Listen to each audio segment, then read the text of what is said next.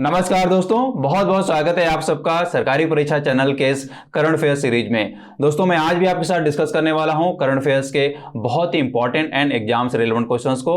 So video को पूरा देखिएगा, लास्ट तक देखिएगा, बिकॉज इस वीडियो में क्वेश्चंस के डिस्कशन के साथ मैं आपको बताता हूं कुछ और भी जानकारी, जो जानकारी आपके आने वाले कॉम्पिटिटिव एग्जाम्स में जो क्वेश्चंस बनते हैं, चाहे वो करंट अफेयर्स का हो चाहे स्टडी जीके का हो, उन क्वेश्चंस को सॉल्व करने में हेल्प कर सकती है। सो जानकारी को आप दिमाग में जरूर रखें या इसको नोट कर लें ताकि आप इस जानकारी को एग्जाम टाइम में रिवाइज कर पाएं और एग्जाम में डायरेक्टली इसकी हेल्प ले पाएं। राइट, तो शुरू करते हैं हमारा आज की वीडियो और देखते हैं फर्स्ट क्वेश्चन।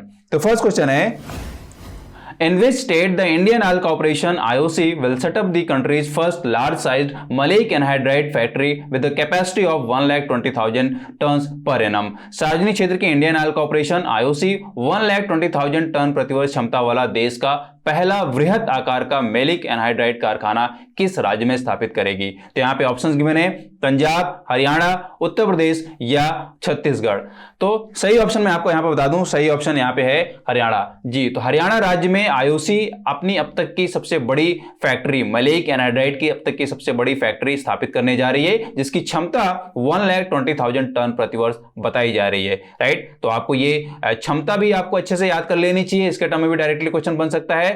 और अगर हम IOC के इस पहल की बात करें तो बहुत इंपॉर्टेंट है, बहुत बड़ी बात है, बिकॉज मैं आपको बताऊं कि मेलिक एनहाइड्राइड जो केमिकल कंपाउंड है वो बहुत ही इंपॉर्टेंट कंपाउंड होता है, बिकॉज इसका जो यूज होता है वो काफी अदर प्रोडक्ट्स में उनको मैन्युफैक्चर करने में यूज होता है। लाइक अगर हम बात करें पॉलिस्टर रेजिन्स या एग्रीकल्चरल जो केमिकल्स बनते हैं उनमें भी इसका काफी यूज होता है। राइट, तो as a chemical compound maleic anhydride को आपको डिटेल में जरूर पढ़ लेना चाहिए। इसकी क्या केमिकल प्रॉपर्टीज हैं, या इसको मैन्युफैक्चर करते समय क्या बाई प्रोडक्ट्स बनते हैं, या इसको मैन्युफैक्चर करते समय एनवायरनमेंट को क्या नुकसान पहुंचता है, ये भी जितने भी एस्पेक्ट्स हैं केमिकल कंपाउंड के टर्म में वो आपको डिटेल में जरूर पढ़ लेना चाहिए।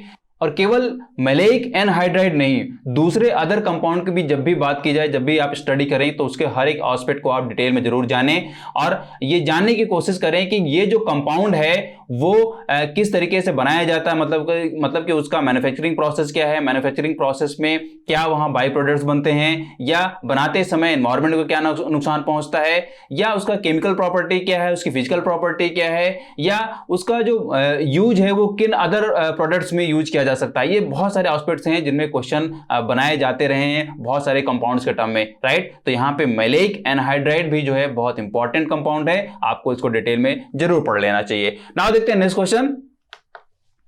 Which country has given the first emergency approval to the anti-COVID-19 vaccine Novavax, which gives the body genetic instructions to make its own spike protein? शरीर को अपनी खुद की स्पाइक प्रोटीन बनाने के लिए आनुवांशिक निर्देश देने वाला कोविड-19 रोधी टीका नोवावैक्स को सबसे पहले आपातकालीन मंजूरी किसने दी है, मतलब कि किस देश ने दी है इमरजेंसी के तौर पे यूज करने के लिए? तो यहाँ पे ऑप्शंस गिवन है, इंडोनेशिया, इंडिया, रशिया या कजाकिस्तान। तो सही ऑप्शन मैं आपको यहां पर बता दूं, सही ऑप्शन यहां पे है इंडोनेशिया। जी, तो यहां पे इस वैक्सीन को, नोवावैक्स को अप्रूवल मिल चुका है इंडोनेशिया के द्वारा।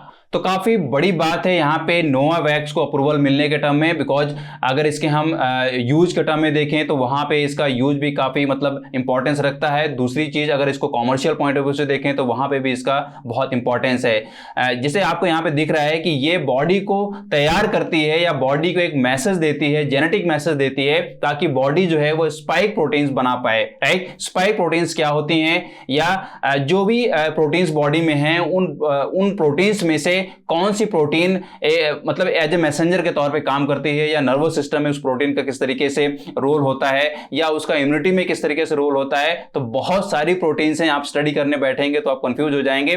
लेकिन आपको स्पेशली कोविड-19 के टर्म में जितनी भी टाइप्स की प्रोटीन्स या जितनी भी वैक्सीन्स बनी हैं, उन वैक्सीन्स के टर्म में जितनी भी प्रोटीन्स एक तरीके से मतलब कि चाहे वो डायरेक्ट रोल हो या इनडायरेक्ट रोल हो, आपको उन प्रोटीन्स का नाम जरूर याद कर लेना चाहिए।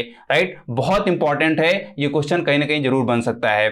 तो यहां पे बड़ी बात है कि इंडोनेशिया ने इस नोवावैक्स को अप्रूवल दे दिया है और इस वैक्सीन की खास बात यह है कि इस वैक्सीन को स्टोर करने के लिए आपको ज्यादा जद्दोजहद नहीं करनी पड़ेगी। मतलब कि अदर वैक्सीन को जहां आपको स्टोर करने के लिए आपको स्टोरेज क्षमता अच्छी चाहिए, यानी कि लो टेम्परेचर चाहिए, लेकिन इस वैक्सीन में ऐसा नहीं है। आप इसको एक तरीके से मतलब कि नॉर्मल टेम्परेचर पे भी स्टोर कर सकते हैं। बहुत ज्यादा मतलब अच्छी कोल्ड स्टोरेज की क्षमता जरूरत नहीं है, आप ये नॉर्मल टेम्परेचर पे भी आप इसको रख सकते हैं। कहने का मतलब ये है कि अगर इसको गरीब कंट्रीज को भी सप्लाई करना हो या वहां पे इसको स्टोर करना हो तो ज्यादा दिक्कत की बात नहीं होगी, बिकॉज आपको मालूम है कि जो गरीब कंट्रीज है वहां पे स्टोरेज की क्षमताएं अच्छी नहीं होती हैं, राइट। तो ये एक बहुत अच्छी बात है, एक बहुत बड़ा एस्पेक्ट है इस वैक्सीन के टर्म में कि इसको बहुत ज्यादा मतलब कि अच्छी स्टोरेज क्षमता की जरूरत नहीं है, आप इसको नॉर्मल टेम्परेचर पे भी रख सकते हैं, right.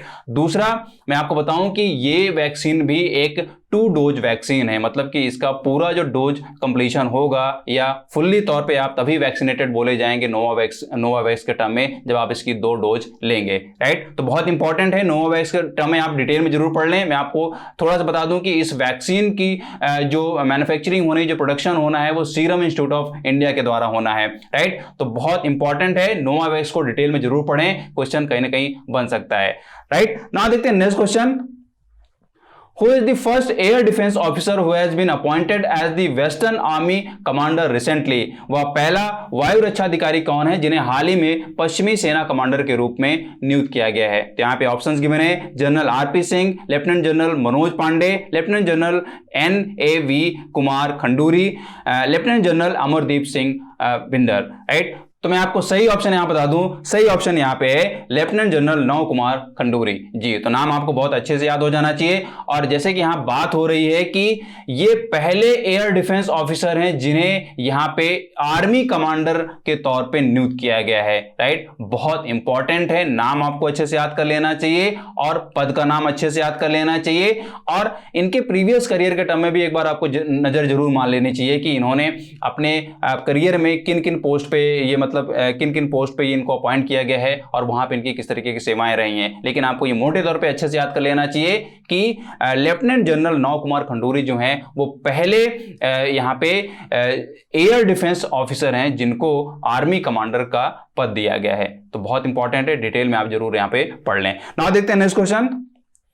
Who among the following has been appointed as the Additional Director General of the Assam Rifles? Assam rifles के अतिरिक्त महानिदेशक के रूप में इनमें से किसकी नियुक्ति की गई है? तो यहाँ पे ऑप्शंस गिवन है, इनमें से मैं आपको सही ऑप्शन बता दूं, सही ऑप्शन यहाँ पे है मेजर जनरल दिनेश कुमार सिंह जी। तो मेजर जनरल दिनेश कुमार सिंह को यहाँ पे असम राइफल्स के अतिरिक्त महानिदेशक के तौर पे नियुक्त किया गया है। जितनी भी अपॉइंटमेंट्स होती हैं उनके बारे में आप डिटेल में जरूर पढ़ा करें, राइट। और अलग अलग डायमेंशंस में उसको पढ़ें कि मतलब कि जो अपॉइंटमेंट हुई है वो किस पद पे हुई है और किस उद्देश्य के साथ रखी गई है, कितने टेन्योर के लिए रखा गया है और जिनको नियुक्त किया गया है उनका प्रीवियस करियर किस तरीके से रहा है, राइट। इन सारे एस्पेक्ट्स में, इन सारे डायमेंशंस में क्वेश्चंस बनते रहे हैं अपॉइंटमेंट के टर्म में। तो इसी तरीके से आपको आगे भी पढ़ाई करनी है, राइट। नाउ देखते हैं next question. Who among the following has been awarded the 29th Ejuthasan Puraskaram 2021, the highest literary honor of the government of Kerala? इनमें से किसे केरल सरकार के सर्वोच्च साहित्यिक सम्मान 29वें एजुथाचन पुरस्कारम 2021 से सम्मानित किया गया है? तो यहाँ पे ऑप्शंस गिवन है, पॉल जाचरिया, पी वत्सला, एस सुब्बाराव या AK बालन। तो सही ऑप्शन मैं आपको बता दूं, सही ऑप्शन यहाँ पे है पी वत्सला जी। तो बहुत इंपॉर्टेंट है, आपको नाम अच्छे से याद हो जाना चाहिए और जिस पुरस्कार की बात हो रही है ये भी अच्छे से याद कर लेना चाहिए। यहाँ पे बात की जा रही है 29th एजुथाचन पुरस्कारम 2021, जो कि केरला साहित्य अकेडमी के द्वारा दिया जाने वाला सबसे बड़ा पुरस्कार है, मतलब कि हाईएस्ट लिटरेरी अवार्ड है और इसको देती है यहाँ पे केरला साहित्य अकेडमी, राइट, जिसमें 5 लाख का पुरस्कार राशि दी जाती है। तो बहुत इंपॉर्टेंट है, आप इस पुरस्कार को डिटेल में जरूर पढ़ लें और नाम अच्छे से याद कर लें, राइट। क्वेश्चन बन सकता है। और यही थे हमारे आज के इंपॉर्टेंट क्वेश्चंस, आपके आने वाले कॉम्पिटिटिव एग्जाम्स में जरूर हेल्प करेंगे। इनको डिटेल में आप जरूर पढ़ लें, इनके इंपॉर्टेंट पॉइंट्स को आप याद कर लें और उनको नोट जरूर कर लें। एग्जाम टाइम में उसको आप रिवाइज करके भी जाएं। कहीं ना कहीं ये जानकारी या कहीं ना कहीं ये जो क्वेश्चंस हैं वो डायरेक्टली आपके एग्जाम में पूछे जाने हैं। वीडियो को लाइक करें, शेयर करें, और अगर आप चैनल में नए हैं तो उसको आप सब्सक्राइब कर लें, साथ में बेल आइकन को प्रेस कर लें ताकि इंपॉर्टेंट वीडियोज आपसे मिस ना हो। अगर आप सोशल मीडिया पे हैं, फेसबुक और इंस्टाग्राम पे, तो वहां पे भी आप हमको फॉलो करें ताकि इंपॉर्टेंट अपडेट्स आपसे मिस ना हो, राइट।